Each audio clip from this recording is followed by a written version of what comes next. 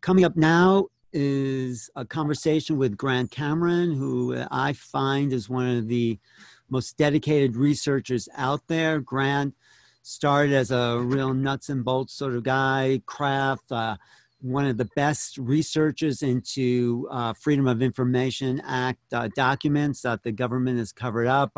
He on his website, he's followed every president's relationship to the UFO phenomena. But in the last couple of years, he realized, well, you know what? It's not about the hardware.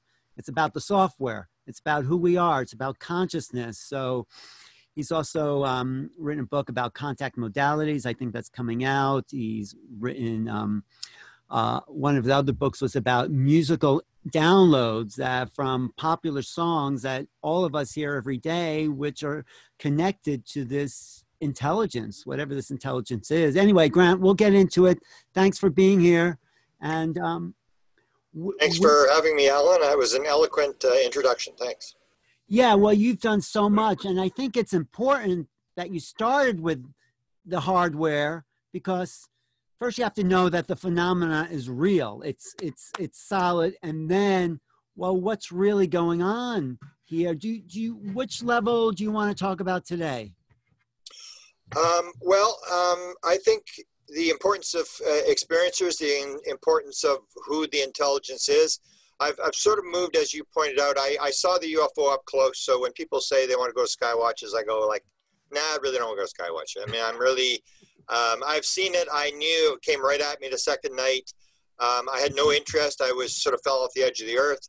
And as you mentioned, I actually had two noetic experiences, one in 2012, one in 2017, where I basically got with absolute certainty that this has got to do with consciousness, because that was what happened in the 1970s. I'd written a book and I'd gone around and I tried to get it published, and nobody could care less. The local publisher said to me, Mr. Cameron, you may believe in this kind of stuff. Count me among the unbelievers. I went, what? So I sort of gave up on sightings. I said, if you have a sighting, it's all very nice and good, and it proves to you that UFOs are there. But I said, all I want to do is I want to find out what was that I saw, because I saw it about 5 times close in 2 years. So I went on this mission, and basically I've just allowed things to happen. So I'm always planning this book, and then another book will come out. So you mentioned the contact modality, which I think is an important book, where I look at all the different contact modalities, and I say basically it's all the same thing. So whether you're channeling, or whether you're doing meditation, or whether you're having an abduction experience, or whatever it is, I say basically I think it's all the same consciousness with a different mask on. And it's this thing that we have to be important to listen to the people that are actually interacting with the intelligence. What we do sometimes is we want to know, like, what does the government know? And I say, what difference does it make? Who cares? Do you care if I know, or if what Alan thinks about it? Who cares if the government knows or they don't know, or what they know or whatever?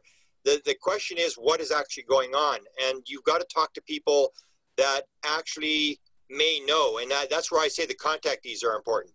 The people who have been on board the ship, who have actually gotten downloads, who have actually interacted with the intelligence, because 40% of them will say at one point in their experience, they knew the answer to everything in the universe. So I chased them, and I did this contact modality book. And then as you know, I got involved with Mission Rama and at Mount Shasta. And I wrote 2 books. The second one just came out a couple of weeks ago, where I talk about portals, where I'm now in the situation, because as you mentioned, I spent almost my entire 45 years chasing around who knew what about what's going on. So I've dealt with, a lot of people now are very interested in, Lou Elizondo and Hal Puthoff and Kit Green and Eric Davis and stuff. I mean, I wrote my first book about these people in 1990. So I've always been watching these people, and what I learned was that these people knew an awful lot more than you and I. So I always studied, what was the propulsion system, how does it work, and this sort of thing. And in this latest book, it's called Portals and UFOs at Mount Shasta. What I basically say there is, after 45 years of looking at various rumors about what does the government have, what kind of technology, have we cracked the code, do we have the button to turn this thing on, I would now say that if we have any technology, I'll know more tomorrow because I'm about to get a report, but I would say if we have any technology or understanding of what's going on, it has to do with portals. It has nothing to do with nuts and bolts. The idea that we're going to flying saucers and stuff. And this is after 45 years of looking at people like Hal Putoff, who had an investigation. I remember they contacted me about what the Canadians were doing in terms of propulsion systems. And he's just done a recent interview where he says, we had 50 experiments where people would say, okay, this is anti-gravity, this is perpetual motion and stuff. And he said, I've got a graveyard of 50 plus experiments that we've been, and basically saying, no, we don't have anything. Or if you look at Firmage, who spent millions of dollars trying to levitate this box, these gyros off the ground and couldn't get anything. I would say, and I'm just guessing, but this is based upon 45 years of looking at all this kind of stuff. If we have anything, it has to do with portals. We do have some understanding of portal technology, and that's how they're getting here. They're moving in and out we're all in the same space. There's no time, there's no space, this kind of thing, and they're popping in and out. And that's what Kit Green said to Jim Peniston. When Peniston pushed Kit Green, who was at the CIA with the remote viewing program all the way from the 1970s, and who is now running a program for the Department of Defense. I'm pretty sure he's running the program, but he's part of a program that's studying experiencers. And what Peniston said to him was, what the heck what are you doing? What are you trying to talk to me? What do you want my DNA for? Why do you want my brain scan? He said, oh, we're looking at propulsion. And then Peniston said, you are not, get out of here. You're not looking at propulsion. And he said, well, maybe I'm using the wrong word. We're trying to figure out how does the phenomena pop in and pop out just as quickly. So this is what we're looking at. We're looking at a phenomena that I think is all one thing, that we've sort of got everything sort of backwards. And the last thing, and I'll let you ask a question. The last thing I'm working on right now, I was going to do a book called Extraterrestrial or Maybe Not, where I look at what is the phenomena we're dealing with. Because the more I look at it, the more I think it's not going to be extraterrestrial the way we thought it was. I'm going sort of the way of Jacques Vallée. And then I got sort of sidetracked by looking at one of the contact modalities that I did a whole chapter on the book, and that's psychedelics. And I started looking at the whole psychedelic. Now I'm doing a book on psilocybin, which will be my next book. It'll be out in maybe 6 or 7 weeks. And it looks at this psilocybin, and you start looking at these crossovers that you see with UFO experiences. So you see people who are doing like these bungee jumper guys that, will do 20 grams, 30 grams, 40 grams of psilocybin. And what do they say? When you get there, you meet the praying mantises. And I'm going, the praying mantises? You get that with high dose LSD, psilocybin, or if you get the DMT, the spirit molecule. Strassman, who had the experience himself and then decided he was going to study DMT, said there was they call them, Terence McKenna called them the Machine Elves. Well, the Machine Elves, if you look back in my book, Portals and UFOs at Mount Shasta, I talk about the 2 encounters with these Zendra, where 7 people are inside this Zendra with a being in 2014 and then again in 2015. And then they start describing, and I interviewed most of these people, they start describing, well, this big, tall, 10-foot being was standing there, but there was these other beings that were hiding behind the trees, and they were poking out their heads, and they were smiling, and they were like playing hide and go seek.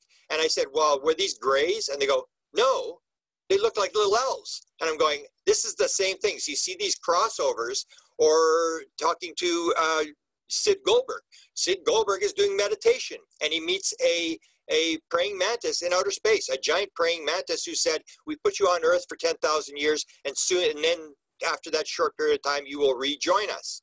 So you start seeing these crossovers of beings in all different modalities, and you start to realize, like, this is way more complex than people think it is. It is just not simply ETs coming here, with some capitalist agenda to steal our toys and rape our women and stuff like that. This is way more complex, it's way less physical, and it's way more spiritual than people think it is. You're muted. Right. That is a great wrap up of sort of where we're at. I mean, you mentioned Jacques Vallée. One of the famous quotes from Jacques Vallée was, if we find out it's just visitors from another planet, I'd be very disappointed, because there is so much complexity to the phenomenon. There's a whole occult, metaphysical, paranormal aspect, this idea of synchronicities and strange things happening and apports and dimensional doorways. So yes, it's much more complex. And I think that's probably the problem government has with presenting it. How do you present something that you don't even have a handle on? But we'll get into that on the UFO panel tonight. What I want to ask you is, because you said sort of two things. You said it's consciousness, and then there's this thing, portals. Now, what's the relationship between portals and consciousness? Because portals are also a technological phenomena if you have enough energy to create this time-space warping. So how does it connect to the being?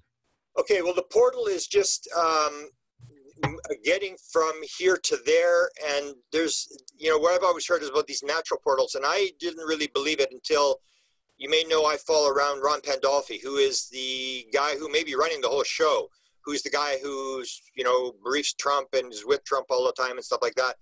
And when I started watching, they were talking about portals, and I actually got a list, and I had people that I tried to get them to come on because his wife was running these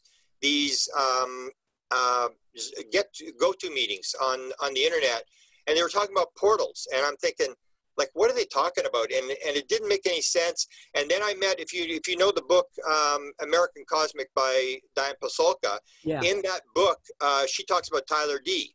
So Tyler D, I've actually met him. Like all these high-level people, at some point I've interacted with these people. That's not his real name, though, Tyler D. I could use his real name, but everybody would get upset with me. It's okay. You don't have to. So anyway, so I had a meeting with him, and Chris Bledsoe was in the meeting. Two very rich business guys were in the meeting, and who else was there? Peter Robbins was there. This is in Pennsylvania at a cabin. And at one point, Tyler D pulls me aside, and he was only there for less than a day. He was there, and then he took off again. And he shows me these photos, and these guys flying through space. Looks like they're in pajamas, and they're flying through space, and it's a painting. And he said, "What do you think of this?" And I'm looking at it, and I'm going, I don't know. And then he shows me this one with all these balls going into the middle, this painting of these balls going into the middle of the screen.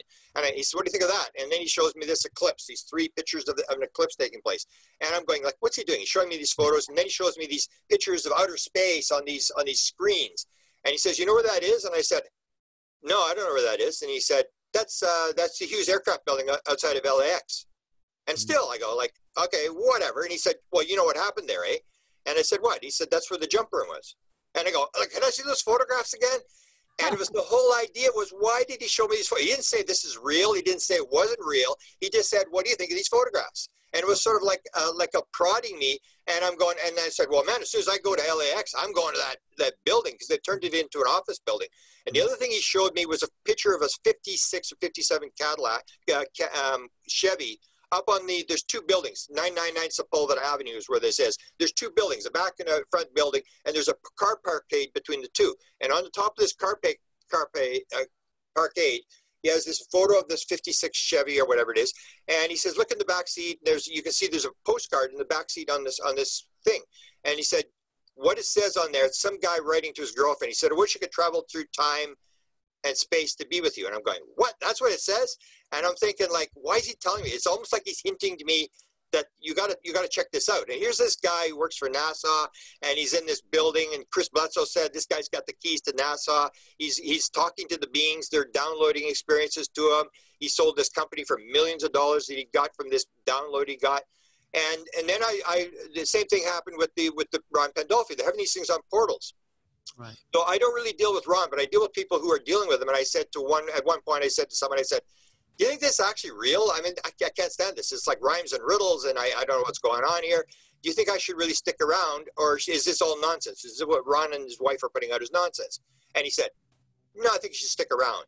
And that is about to come. I've actually got a tape where Ron says he's on a cruise ship going through the Panama Canal with his wife and with this guy by the name of John Sillison, who lives in L.A., who went to school with Ron in university.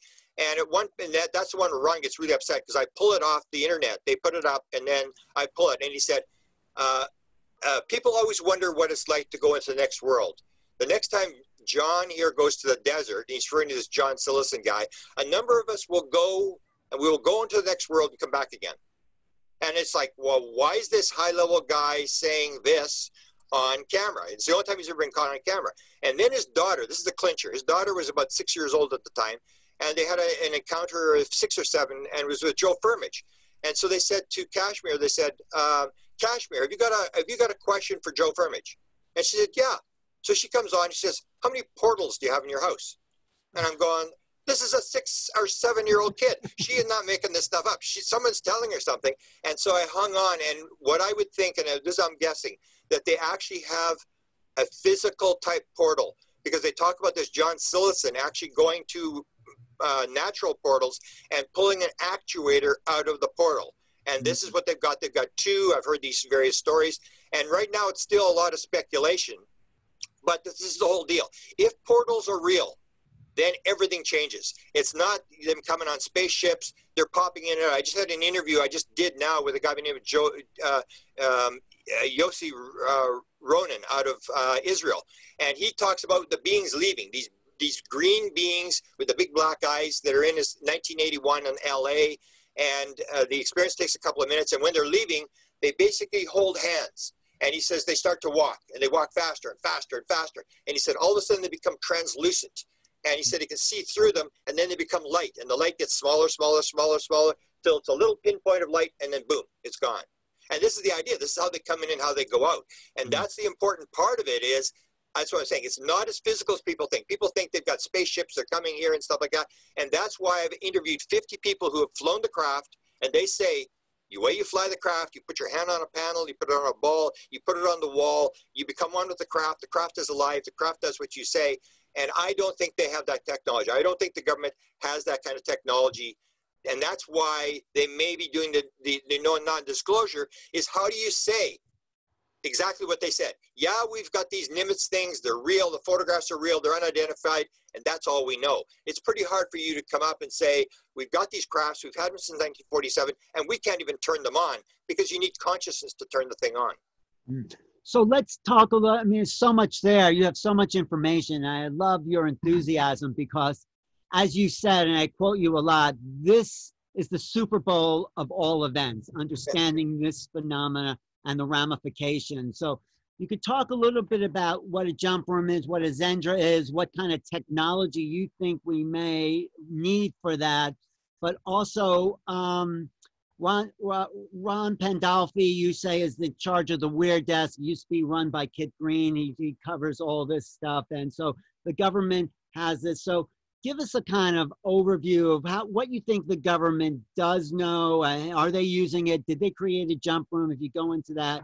And will this technology, if you ever, whatever you want to call it, be available to the public at any time soon, or later, sooner or later? Okay, that's my speculation now, is that they have some understanding that, and when I saw it, I wanted to go back to, and these paintings were there. I actually photographed the paintings myself in this Hughes Aircraft building.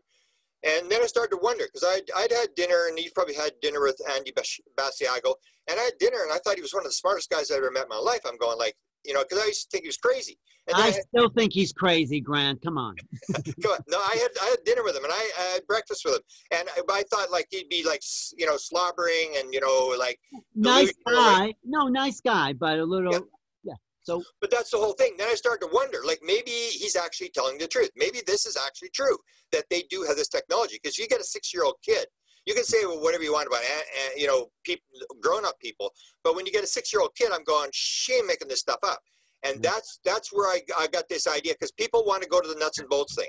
So we get, and that's why I say I actually asked Hal Puthoff about this. I thought it was very bizarre. So we get a piece of metal, and we got a piece of metal, and it's layered, and it's all this kind of stuff. And we think that if we get this piece of metal, we're going to be able to back engineer a flying saucer. And I'm going, like, they came across the galaxy. There's not pieces falling off the flying saucer. To me, this is like a port stuff. And there's an actual documentary being done.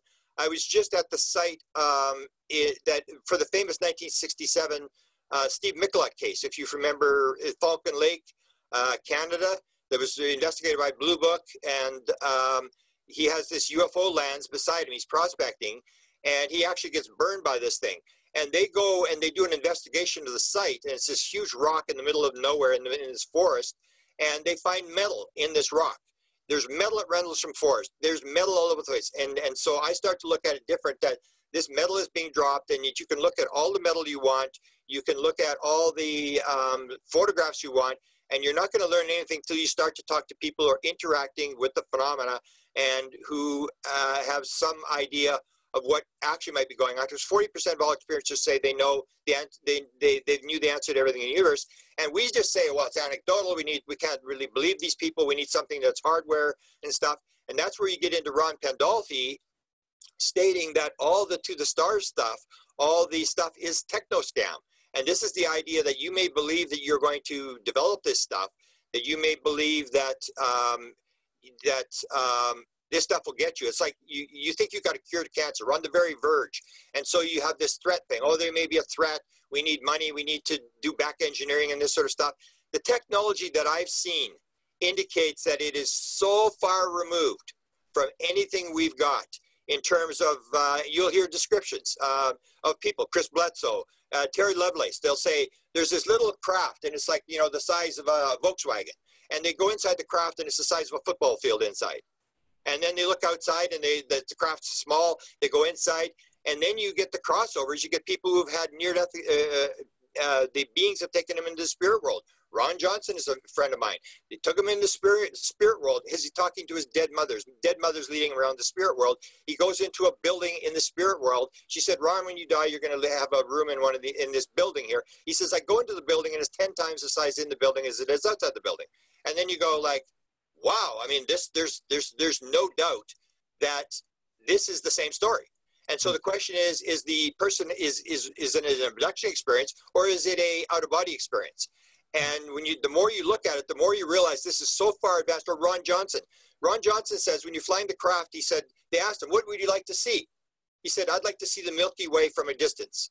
So he said, okay, it's going to be very violent for 1 second, very violent G-force for 1 second. He said, in 1 second, the front of the window opened up, the metal became translucent, and he was outside the Milky Way looking back at the Milky Way in 1 second. So anybody who thinks we've got that technology, we don't. We have some understanding of what they're doing, but you're not going to put it out if you don't have any understanding. And that's why they're trying to raise the money in the white world, the To the Stars people and the Hell Put Off and stuff, because they're trying to get the money. But Hell will say right away that they don't have anything.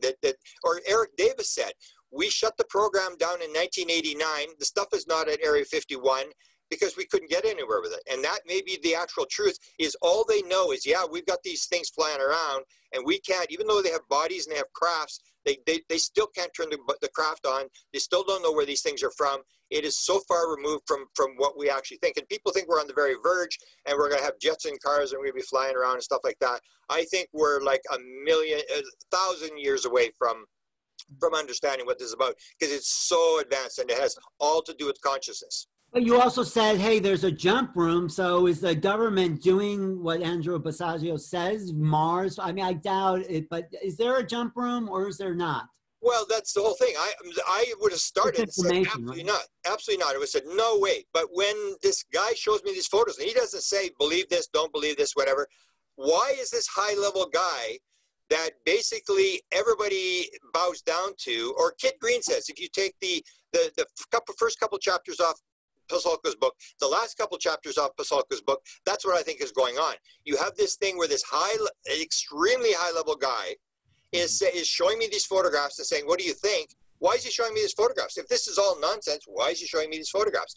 And I started to wonder, I was thinking, like, maybe there's something to this. And then when I saw Ron say, number of people in this room will go into the next world and come back again, and he says it on camera, and he gets very upset when he hears I've got the tape. He said, that Cameron's a thief. And it's like, well, you put it up on YouTube, and it was something, and even his friends, when I showed it to his friends, they went, wow, they just couldn't believe Ron had said that. And so the thing is that if that's right, and I think it was Ron is saying, it's not the nuts and bolts stuff. That's all techno scam.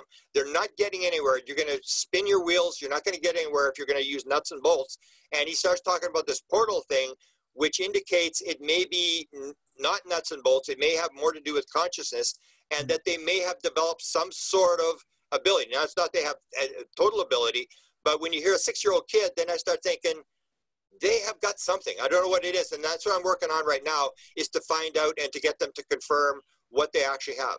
You know, when you're talking, what's coming to me, and you lay this out in your theory of wow, which is a essay granted for a book that's coming out called Making Contact. It was a collection of essays, and I was happy Grant can contribute, that there's an evolution to, let's start with UFOs. In the 1890s, they looked like, you know, what you would think a craft would look like in the 1890s. And we get the that 1920s, 30s, that Buck Rogers look, and there's an evolution to the craft itself, and then we get these triangular ships. Well, first we get the lights around with the Betty and Barney Hill in the 60s, and then in the 90s we get these triangular formations, but they're not evolving their technology. So what I get from what you're saying is they're going to start to do away with ships altogether. The ships is just to let us know that they're out there, but it's really the portal science that's going to replace this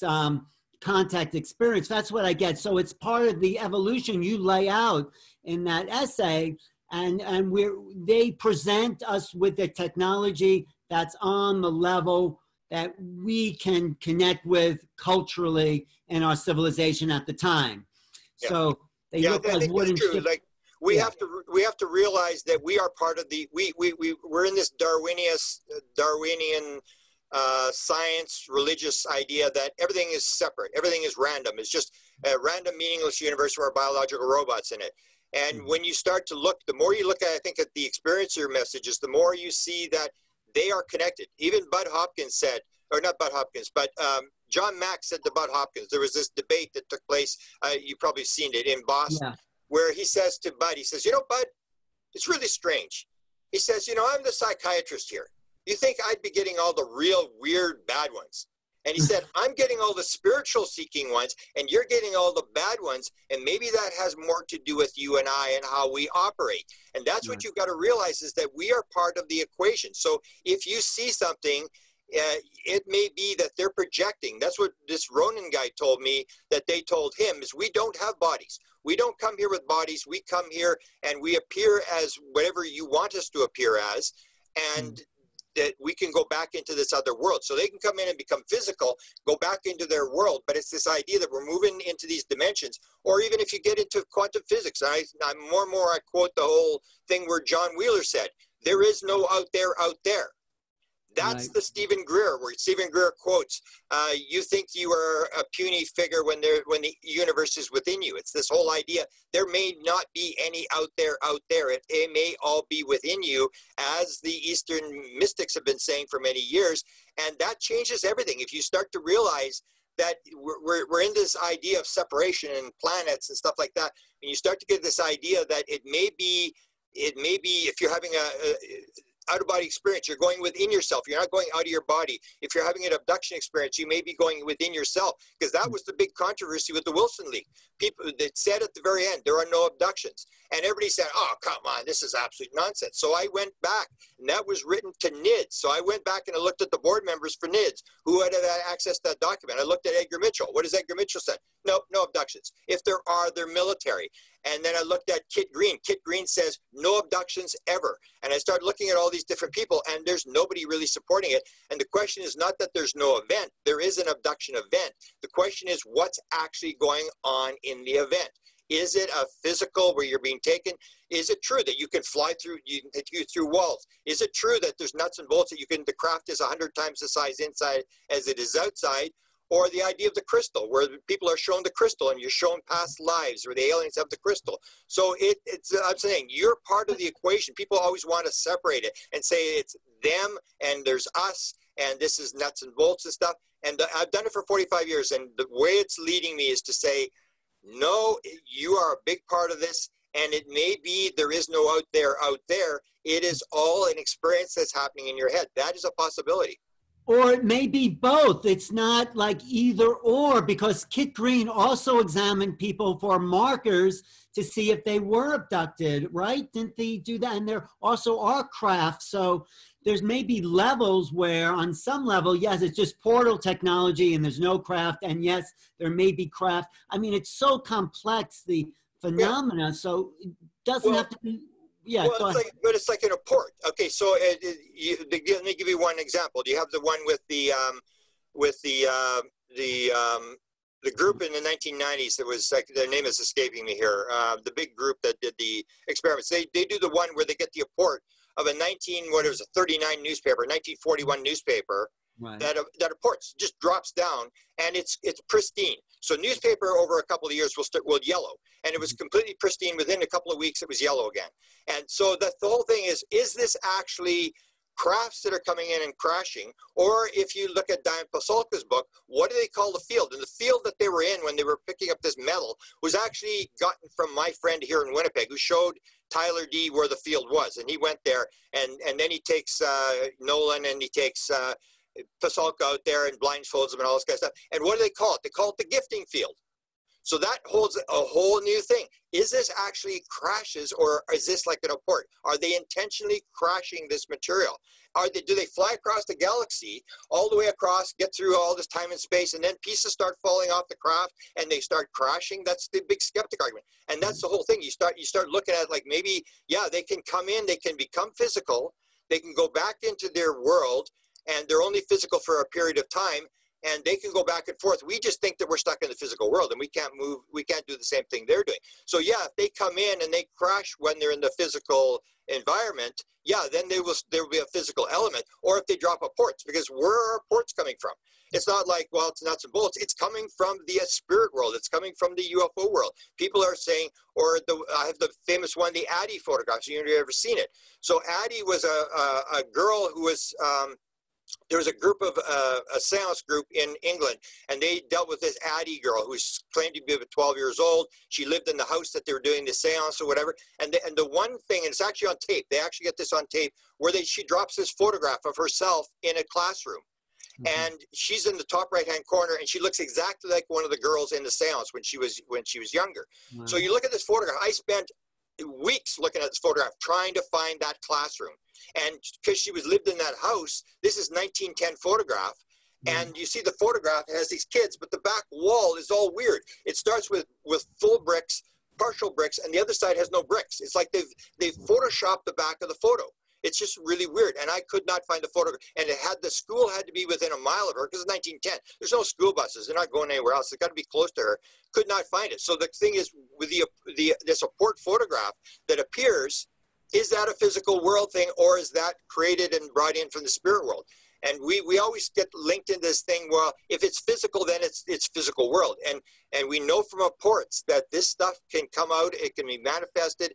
Kai Muga can make it come out his hands, it comes out of his eyeballs, out of his ears. This is this weird angle where all these contact modalities cross over, that you see the same phenomena happening. Ports happens in psychics, it happens in mediums, it happens in UFO experiences. You see these parallels across, and you start to realize it's all the same thing. Right. You're just opening up a huge, I wouldn't call it a can of worms, but a huge complex universe that we're really a part of. And we've been so brainwashed and conditioned to see a world through this narrow scope. And I think what you're saying is the ETs, whatever you want to call these beings, is opening us up to the phenomena about the complexity of being, of being conscious, aware entities. And there is no simple answer, and the government's been hiding, religion's been hiding it from us, everyone, science. So we're here to start to take responsibility for a bigger reality that we're a part of. And you're just kicking open the door to those possibilities, Grant. We should wrap it up in about 5 minutes, but and we're going to pick this up later in the day at 5:20 when we do the panel. But from everything you've said, where should people plug into the phenomena? If there's so many people listening that want to have experiences or want to connect in, and you've looked at a huge range of possibilities. So what would you leave people with now as far as opening up to this intelligence phenomena and in a way having it change their lives? Because that's what it's really for, I think, to show this more to us as human beings. Well, I would give a warning not to get stuck on one track, because as you know, I worked as a bartender at the Faculty Club Lounge at the university for a number of years. So I got to know professors and realized that people can get stuck down one little angle of one field, one specific, and they can't do anything else. And that's the problem. We have to stay out of one track. We have to realize that there's all this stuff happening around. As to aliens, I mean, I'd hate to say it, but And people say, "Oh, I want to see an alien." And we had these CE5s. We had some here, and I said to the guy who's doing the CE5s, he has all this $100,000 of equipment or whatever, and I said, "You want to see an alien? Do DMT 3 times. You're going to see an alien." Well, I don't do that. It's like, oh, okay, we want the alien to come to us. We're going to do a little meditation, and the aliens, they're busy doing stuff, and it's like, drop what you're doing and fly by. And I think we get into this problem that a lot of what we're doing in the UFO community it's just entertainment. It's like in the late 19th and 20th centuries, people went to mediumship things. They went to, hear dead people or whatever, rich people. And what we're doing now is we can't turn it into entertainment. And we need the aliens to show it to us because we're interested, we're whatever. If you want to find out, there are many ways, but you've got to deal with the people who are having the experience and say, how did you do it? And go from there. We're ignoring the people who are actually interacting with the phenomena big time because we're so into reproducibility, and that's just anecdotal. It's all anecdotal. It's all belief systems. And if we're using the rational analytical brain, we're saying, what I see is, I want, rational analytical. And I say if the rational analytical brain had its way, we'd still be in 1492 on a flat earth with the sun going around in the middle of a universe by ourselves. The only time things will change is when you bring new information in.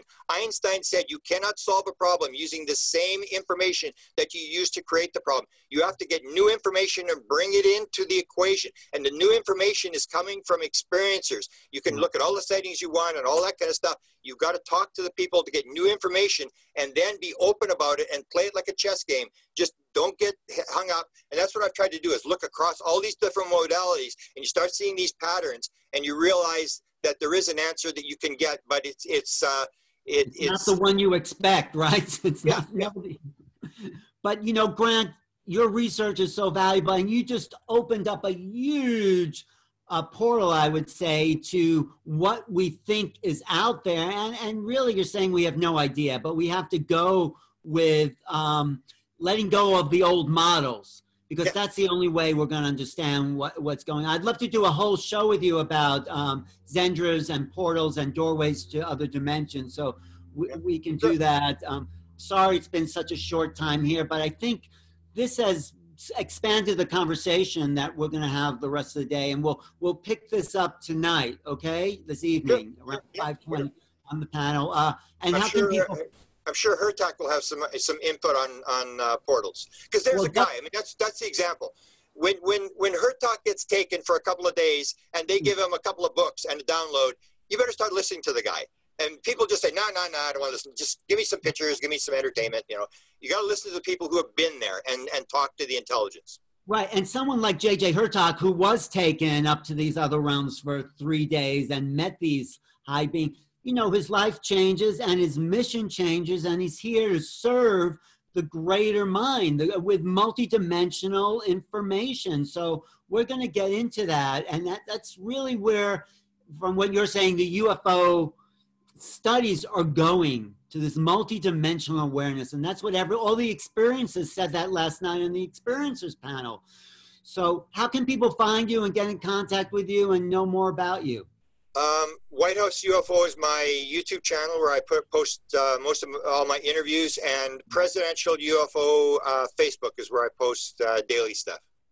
Great, Grant. I'm so happy you're really at the cutting edge, because you're at the forefront. A lot of people are trying to look into hardware and cases, but you're taking it somewhere new. And this is where I think we all need to go. And I think this is what Neil has put together here in the last 5 days is, where are we going from here? Let's not look at where we've been. Let's look at where we're going. So thanks so much. Sure. The closing point is that in 75, I saw it and I said, somebody's got to know what's going on. I'm now 66. I'm running out of time and I'm desperate to find an answer. So that's where it's at. Well, you're closer than you've ever been, but of course it's like the horizon. It keeps moving, right? Yeah, you got it. Thanks, Alan. Thanks. I'll talk to you later. Thanks for being here.